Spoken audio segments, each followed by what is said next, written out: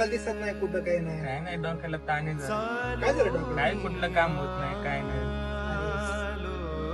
काय असं काय करतो? काय नाही आपलं स्वामींचं नाव घ्यायचं. स्वामी ब्रह्मांडाचे नायक आहे. स्वामीचं नाव घे सगळं विसर. काय नातीच मी स्वामींची भक्ती करतो. बघ स्वामी तुझं नक्कीच चांगलं करते. श्री स्वामी समर्थ. तुला माहितीयस का तू कुठे येऊन बसलास आज? समोर बघ.